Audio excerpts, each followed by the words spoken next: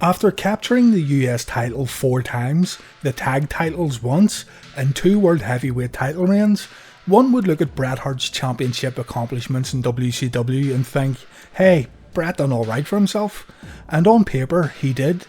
If you take away the particulars, Bret won quite a fair amount of gold in WCW for only being there around 2 years. While things do look good on paper here, there were a lot of things going on in WCW at the time, and fans see Bret Hart's run in WCW as a failure. Company president Eric Bischoff would place the blame on Bret, while Bret said that management had no idea what to do with him. So in this video, we will take a journey through Bret's career in World Championship Wrestling, and by the end, hopefully we will have a better understanding of exactly why it all went wrong.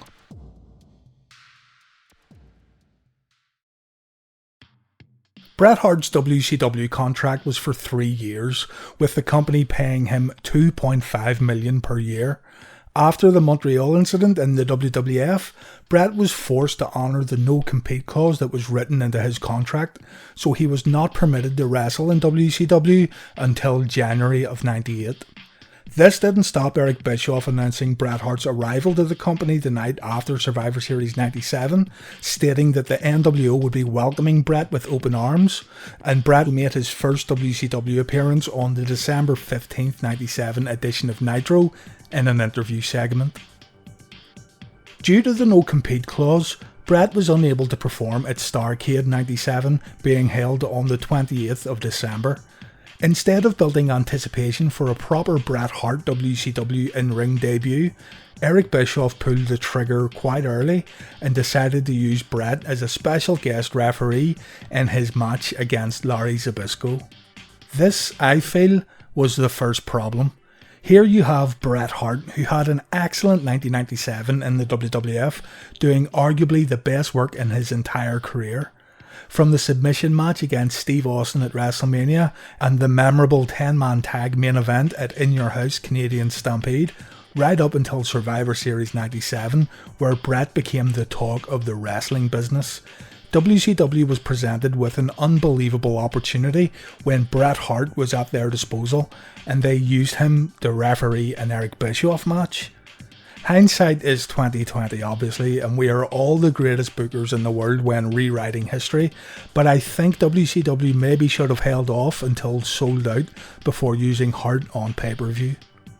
Bret was also used in the Starrcade main event when he became an impromptu referee in the Sting vs Hogan main event. You can learn more about this in my video all about the Starrcade 97 main event, but yeah, Bret's role at Starrcade was honourable referee for the entire night. Things looked up when Bret's no-compete clause expired and he was booked into a feud with Nature Boy Ric Flair. The two men considered themselves the best in the business, and they would settle their differences at WCW Sold Out 98. Bret won the match, which also turned out to be one of Flair's better matches during this time period. Bret's next match again was against Flair at WCW Boston Brawl, a house show that WCW also sold as an audio-only stream on their website. Seriously, Bret also won this match. Bret would then turn down the advances of the NWO and instead begin feuding with Curt Hennig and Brian Adams. One has to imagine that Hennig and Hart were happy to work against each other once again with all the praise they had given each other over the years, but here you can see quite early on that Bret is already getting slotted into the mid-card. Bret would end up aligning himself with Hulk Hogan when he helped him win the WCW title in a match against Randy Savage on Nitro. This led to a dream match of sorts between Hart and Savage at Slamboree in 1998, which Bret ended up winning. So far so good, right? Well, something just wasn't quite right here. Bret was quickly getting lost in the mid-card shuffle of WCW, which again goes back to what I was saying about Bret's questionable debut. During this time period, Bret just wasn't able to get into main event spots. He would eventually, but maybe it was too little too late by the time Bret Hart found himself at the end of the cards. Around this time also, WWE started to slowly get the viewership advantage on Monday nights. WCW had already lost their chance to make an incredible impact with Bret Hart. By now, Bret had turned heel and became the recruiter for the NWO, but he was never seen as an official member of the faction, strangely. He headlined his first Nitro on July 20th, defeating Diamond Dallas Page for the vacant US title. He lost the title in under a month on an episode of Nitro in a match against Lex Luger, but regained it from Luger the next night on Thunder. Speaking of WCW Thunder, Eric Bischoff has said numerous times that he wanted to use Bret to bring credibility to the new TV show. In interviews, Eric Bischoff has frequently stated that when he was told he needed to produce a Thursday night wrestling show, he immediately thought of Bret Hart and how he could be the cornerstone of the new program.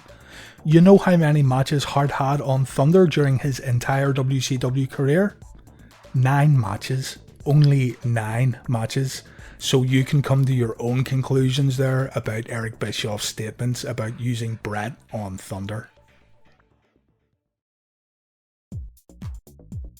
Bret's next big feud was against Sting, which culminated in a match at Halloween Havoc, which Bret won. Bret put Sting in the sharpshooter and the Stinger passed out, and Bret just wouldn't let go of the submission hold.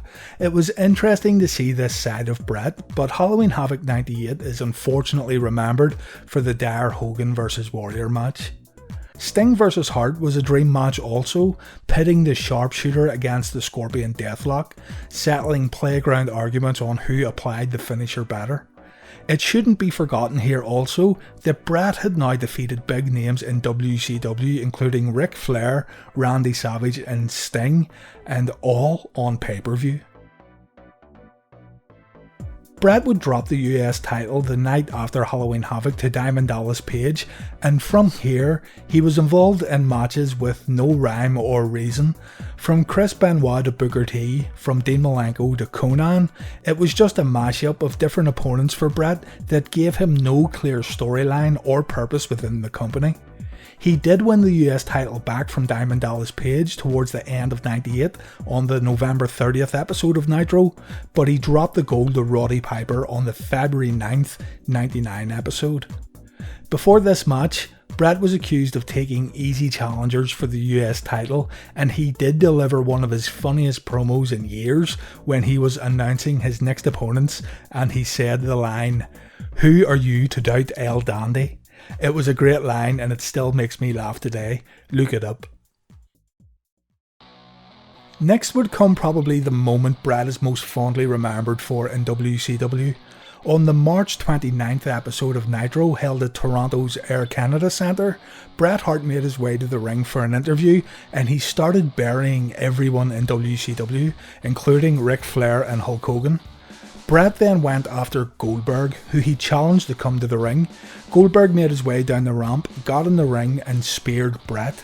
Both men lay on the mat after the move and Bret oddly got to his feet first, with Goldberg still laid out on the mat. Bret then removed his shirt to show that he had a steel plate strapped to his stomach, which got a massive cheer from the Canadian audience. Bret then again grabbed the mic and quit WCW, though in reality he was going home to heal a groin injury. While healing up at home, Owen Hart passed away and Bret stayed away from wrestling longer than expected. Bret came back to work in WCW in September of 99, and 2 weeks after his return, WCW Nitro was booked in the same arena where the Owen Hart incident took place. That night, Bret wrestled fellow Canadian and Dungeon trainee Chris Benoit in a 25-minute barn burner that showcased both men's technical and submission abilities. Those who thought that Bret Hart was past his prime in 1999 need to look no further than the Owen Hart Memorial match that took place on the 4th of October 99 edition of Monday Nitro. My only issue with this showdown is There were commercial breaks during the match, even on DVD re-releases of the bout. Still, Bret has since said that it felt like there was only one man in the audience that night, and that was Owen.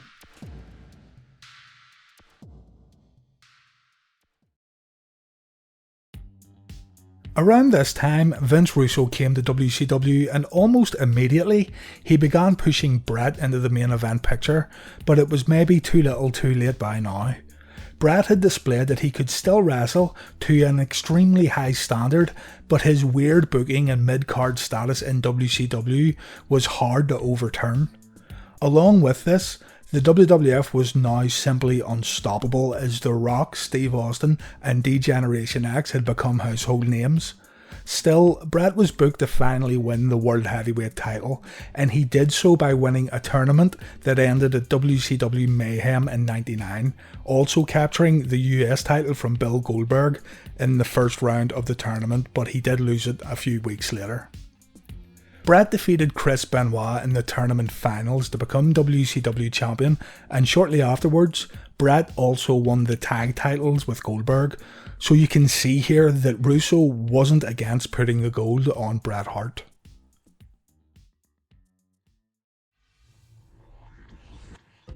Fast forward to Starrcade in '99, and Bret is scheduled to defend his WCW title against Bill Goldberg.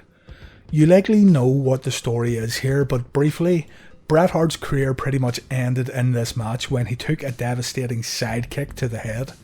Bret suffered from post-concussion syndrome in the weeks that followed the match, and Bret was forced into retirement.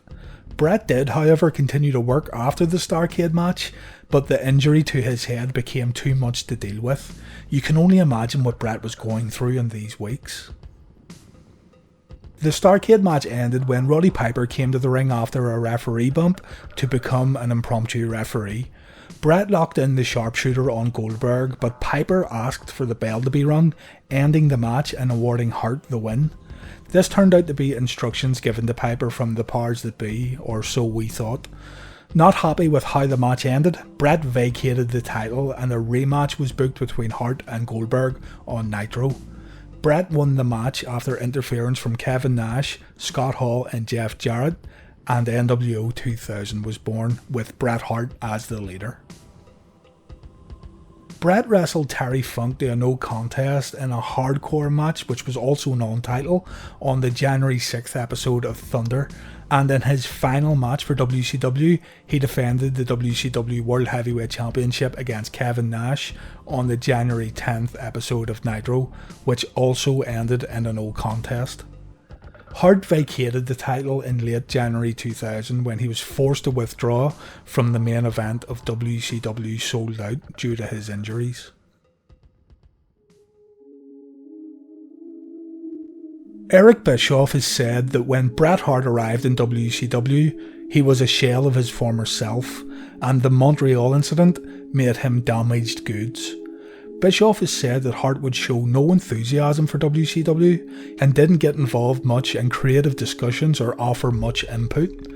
Bret, on the flip side, said that WCW was chaotic, a political cesspool, and has blamed WCW management and Eric Bischoff for not utilising him properly. The two men have had a lot of back and forth about the subject, with Bret calling Eric an idiot who had no idea how to run a wrestling company, and Eric saying that Bret is a miserable and bitter human being on his 83 Weeks podcast. As viewers, all we can do is comment on what was presented to us on TV screens, and really, both men probably have valid points here. If Bret wasn't involving himself in creative discussions, then yeah, you aren't going to get far in WCW. That being said, with guys flexing their creative control contracts in WCW, one has to wonder if it's even worth suggesting things to do with your character in the company. There's so many stories of guys in WCW refusing to do jobs and only doing what's right for themselves, so you can only imagine how they would have reacted if Bret suggested that one of them put him over. Also, we have to remember too that it's not hard to believe that Bret was bitter in WCW. Bret does still hold on to some bitterness even to this very day. Bret also makes a good point though. He was beating big names on pay-per-views and WCW, but getting absolutely no storylines to sink his teeth into. It seemed his matches were plucked out of thin air to give Bret something to do, and shockingly, it took Vince Russo to come over and start utilising the Hitman, albeit too late in the game. As a manager, a producer, a president and a leader, it was Eric Bischoff's responsibility to keep his team happy and be a people person, managing his roster to get the very best out of each and every one of them. And there's evidence that Eric did not do this, and not only from Bret Hart's perspective, but others have said the same thing, including Chris Benoit, Chris Jericho, Eddie Guerrero and others. The story of Bret in WCW just feels like a terrible waste of potential. The possibilities were endless, with having the WWF champion who never really lost the title coming over to WCW, but it was booked poorly and there was no real recovery from it. It's a terrible shame, as Bret still had a lot to offer in the final years of his career.